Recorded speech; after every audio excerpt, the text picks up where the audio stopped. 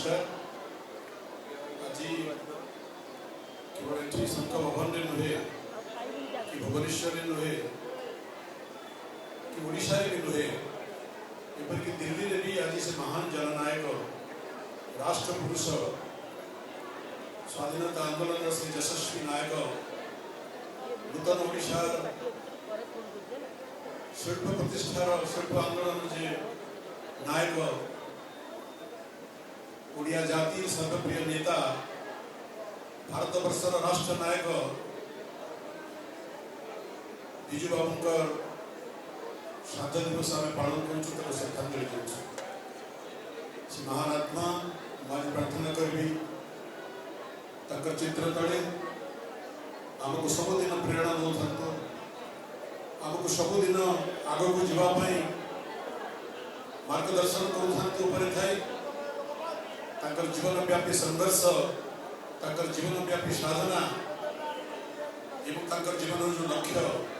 से लक्ष्य को पूरण करने आमको से संघर्ष साधना पथरे आमको सब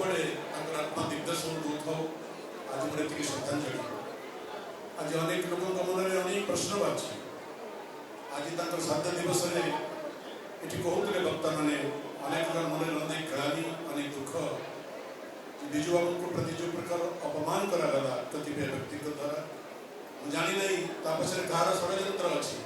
समय तार पर्दाफाश कर गोटे कथा कहबी विजुंकर श्रुति को एवं विजुंकर कृति को कहीं बड़ी न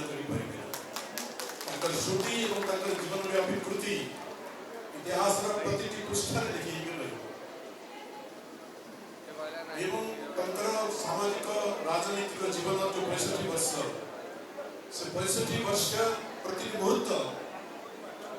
ओडिशार भारत इतिहास प्रति शब्द रंजित होकर आज भी अच्छे कहीं तक मणि न कर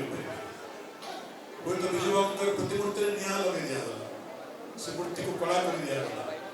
जो मैंने से मूर्ति को कला कले विजुंकर मूर्ति कला है नहीं विजुंकर श्रुति दमड़ीन से मोहाजी कला ओडिशावासी ठीक समय तार उपयुक्त जवाब देते केवल गोटे कथा कहबी सारा जीवन से उदार हृदय मनीष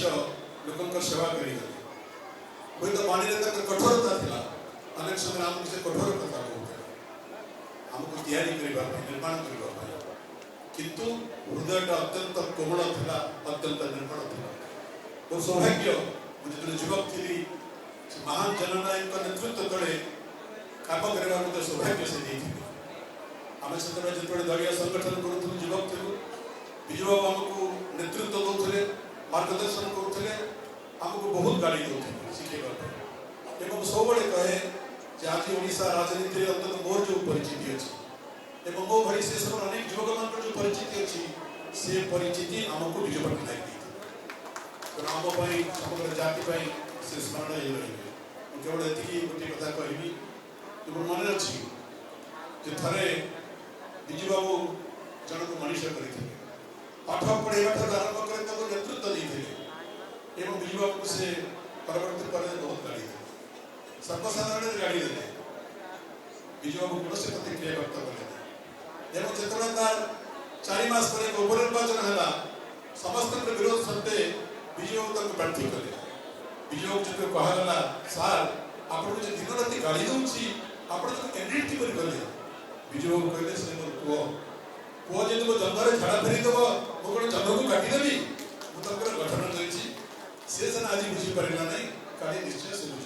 ये था विजु पट्टनायक विशाल हृदय